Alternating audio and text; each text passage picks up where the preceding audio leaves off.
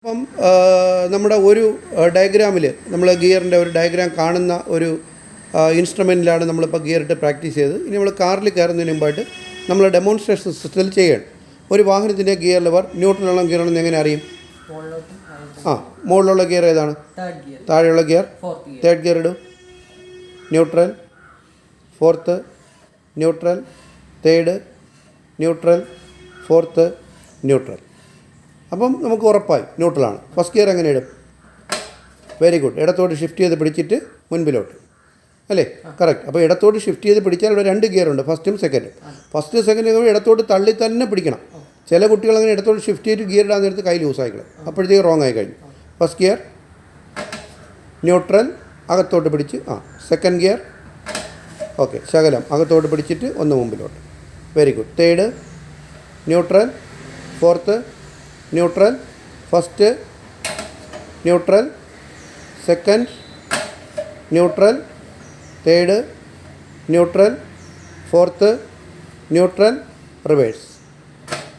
Very good. പിടിയിടുക.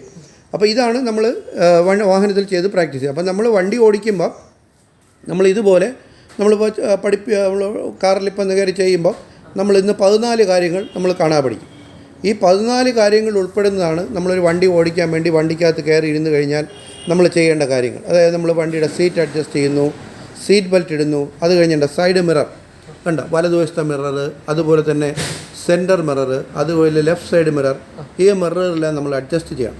Okay, അത് adjust ചെയ്ത് കഴിഞ്ഞിട്ടാണ് പിന്നെ നമ്മൾ ബ്രേക്ക്, ക്ലച്ച്, അങ്ങനെ 14 കാര്യങ്ങൾ ചെയ്യുന്നത്. അപ്പോൾ ഈ 14 കാര്യങ്ങളെല്ലാം കാർ ഓടിക്കുന്നതായി നമ്മൾ പറഞ്ഞുകൊണ്ട് ഇവിടെ ഇരുന്ന് ചെയ്ത് പ്രാക്ടീസ് ചെയ്താൽ ഒരു കുട്ടി സൂപ്പർ ലെവലിലോട്ട് വരും.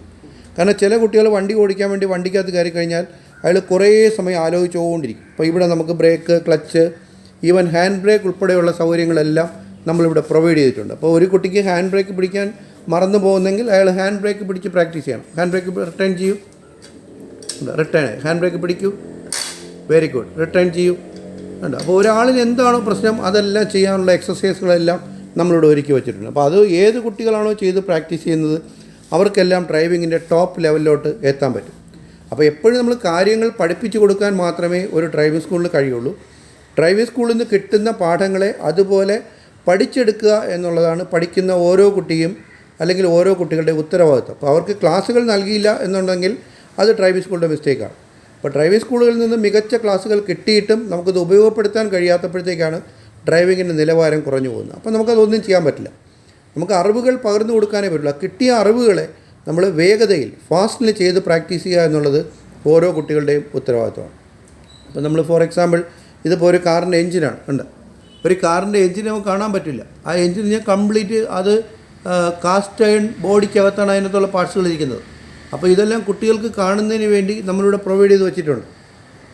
അവിടെ ഇപ്പോഴും തന്നെ നമ്മൾ ആ എഞ്ചിനകത്ത് കണ്ട പാർട്സുകളാണ്. ആ ചുവപ്പ് സംഭവം ക്രാങ്ക്, മഞ്ഞ പിസ്റ്റൻ, അതിനെ ഉയർത്തുകയും താഴ്ത്തുന്ന കണക്റ്റിംഗ് റോഡ്, അത് കഴിഞ്ഞ് വാൽവുകൾ ഇവിടെ ഉയരുകയും താഴുകയും ചെയ്യും. കണ്ട ക്യാം ഷാഫ്റ്റ് കറങ്ങുമ്പോൾ ഇങ്ങനെയുള്ള എല്ലാ സൗകര്യങ്ങളും നമ്മളിവിടെ കുട്ടികൾ ഒരു എഞ്ചിൻ്റെ പ്രവർത്തനമാണ് നമ്മൾ ഇതിനകത്ത് കാണിക്കുന്നത്. കണ്ട ഇവിടെ ആ മഞ്ഞ കളറിലെ പിസ്റ്റനാണ്.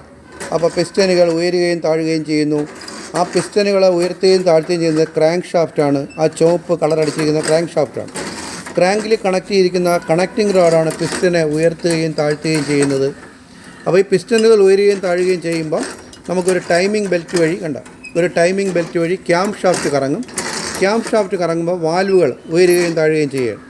അപ്പോൾ വാൽവുകൾ ഇൻലെറ്റ് വാൽവ്, ഔട്ട്ലെറ്റ് വാൽവുകൾ ഇങ്ങനെ ഉണ്ട്. അപ്പോൾ ഇങ്ങനെ അത് ചെയ്യുമ്പോൾ ഇപ്പോൾ ഫയറിംഗ് നടക്കുന്ന സമയത്താണ് സ്പാർക്ക് പ്ലഗ്സുകൾ വഴി ഇതിനകത്ത് നമ്മൾ കറണ്ട് എത്തിക്കുന്നത്.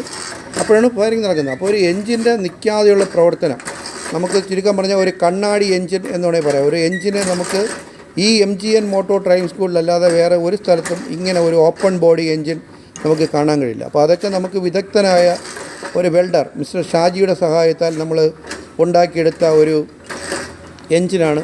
ഇതെല്ലാം കുട്ടികൾ കാണുന്നതിന് വേണ്ടിയാണ്. അതിൽ ബാക്കിൽ കാണുന്ന ആ ഹെവി വെയിറ്റുള്ള സാധനമാണ് ഫ്ലൈ വീൽ എന്ന് പറയുന്നത്. അപ്പോൾ എഞ്ചിൻ്റെ കറക്കം ഫ്ലൈ വീലിൽ കിട്ടുമ്പോഴത്തേക്കാണ് ഒരു കാറ് നിൽക്കാതെ പോകുന്നത്. അപ്പോൾ ഇതിനെയൊക്കെ നമ്മൾ വിശദമായ ക്ലാസ്സുകൾ നമ്മൾ കുട്ടികൾക്ക് പറഞ്ഞു കൊടുക്കുന്നുണ്ട് ലെക്ചർ ക്ലാസ്സുകളിലൂടെ. അപ്പോൾ ഇതെല്ലാം നമ്മൾ കണ്ട് മനസ്സിലാക്കാനുള്ള ഓപ്പർച്യൂണിറ്റീസാണ് നമ്മൾ ഓരോ കുട്ടികൾക്കും നമ്മൾ പ്രൊവൈഡ് ചെയ്തിരിക്കുന്നത്.